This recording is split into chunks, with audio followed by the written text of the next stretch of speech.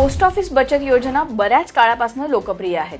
एकतर याला सरकारी पाठबळ आहे आणि यातनं नियमित परतावा देखील मिळतो. त्यामुळे लोक विश्वासाने या पोस्टाच्या योजनांमध्ये पैसे गुंतवत असतात.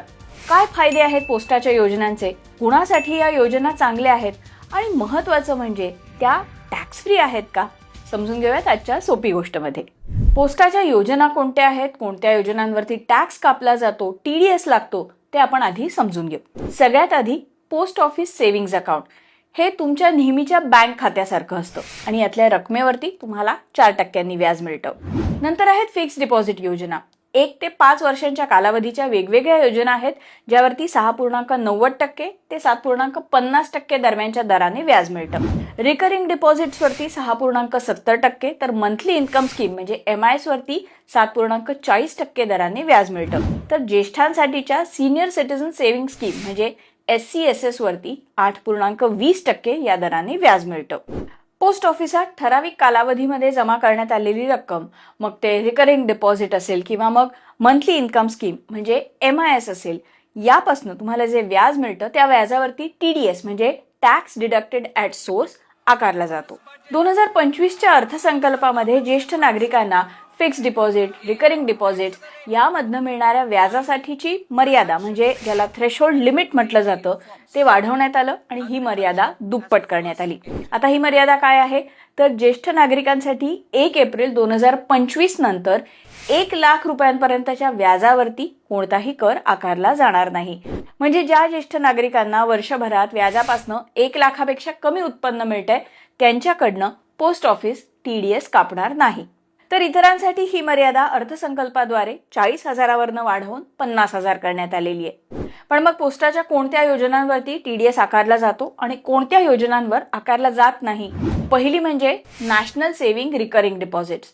या योजनेतनं मिळणाऱ्या व्याजावरती टॅक्स लागू शकतो. म्हणजे काय, तर ही योजना टॅक्सच्या कक्षेमध्ये येते. पण जर समजा तुम्हाला मिळणारं एकूण व्याज हे एकूण करमुक्त व्याज मर्यादेच्या आत असेल तर मग तुमचा TDS कापला जाणार नाही. पण जर तुम्हाला मिळणारं व्याज 1 लाखापेक्षा जास्त असेल तर टॅक्स कापला जाईल. आणि जर तुम्ही पॅन नंबर दिला असेल तर 10% TDS लागेल, पण पॅन नंबर दिला नसेल तर 20% TDS कापला जाईल. दुसरी योजना नॅशनल सेव्हिंग सर्टिफिकेट म्हणजे NSC. NSC मधनं मिळणाऱ्या व्याजावरती TDS आकारला जात नाही.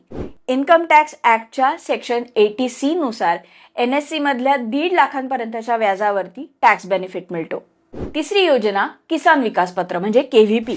या योजनेवरती तुम्हाला ATCचा कर फायदा मिळत नाही, म्हणजे याचं व्याज करपात्र टॅक्सेबल आहे. PPF आणि सुकन्या समृद्धी योजनेतल्या गुंतवणुकीवरती TDS आकारला जात नाही. सोबतच मॅच्युरिटीच्या वेळी मिळणारी रक्कम देखील करमुक्त म्हणजे टॅक्स फ्री असते. MIS म्हणजे मंथली इन्कम स्कीम आणि 5 वर्षांपेक्षा कमी मुदतीच्या फिक्स डिपॉझिटवरती मिळणाऱ्या व्याजावरती देखील TDS आकारला जातो. मग हा TDS कापला जाण्यापासून काही पर्याय आहे का? तर गुंतवणूक सल्लागारांनी दिलेल्या माहितीनुसार जर तुम्हाला मिळणारं वार्षिक उत्पन्न हे करमुक्त मर्यादेत बसणारं असेल तर ज्यांचं वय 60 वर्षांपेक्षा कमी आहे असे गुंतवणूकदार फॉर्म 15G भरू शकतात आणि ज्येष्ठ नागरिक फॉर्म 15H भरून TDS कापला जाण्यापासून रोखू शकतात. पण त्यासाठी तुम्हाला तुमचा पॅन नंबरचे तपशील पोस्टामध्ये द्यावे लागतील. त्यातूनही जर TDS कापला गेलाच तर मग तुम्ही रिटर्न फाईल करून त्याचा रिफंड मिळवू शकता. बरं, पण मग पोस्टातल्या गुंतवणुकीचे इतर काही फायदे आहेत का? तर एकतर या गुंतवणुकीत जोखीम नसल्याचं मानतात, कारण यांना सरकारची गॅरंटी आहे. अनेकदा बँकेच्या व्याजदरापेक्षा पोस्टाचे व्याजदर जरा बरे असतात आणि तुम्ही जवळच्या कोणत्याही पोस्टात जाऊन या गुंतवणूक योजनांमध्ये पैसे टाकू शकता. ही प्रक्रिया देखील सोपी आहे आणि ॲक्सेसेबल आहे.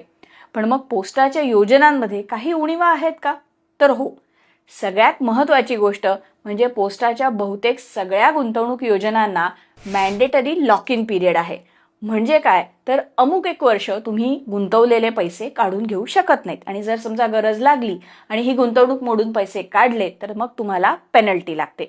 याचे व्याजदर सरकारतर्फे ठरवले जातात आणि म्हणूनच मार्केटशी संबंधित योजना जसे परतावे देतात तसे तुम्हाला इथे मिळत नाहीत. शिवाय महागाईच्या दराशी म्हणजे इन्फ्लेशन रेटशी देखील हे परतावे जुळणारे असतील असं नाही. आपण जसं पाहिलं तसं काही योजनांना टॅक्स बेनिफिट आहे तर काहींना नाहीये. त्यामुळे गुंतवणूक करताना याचाही विचार करायला हवा. ही होती आजची सोपी गोष्ट, पण ही फक्त माहिती आहे. गुंतवणूक तुम्ही तुमच्या तज्ज्ञांच्या सल्ल्यानेच करा.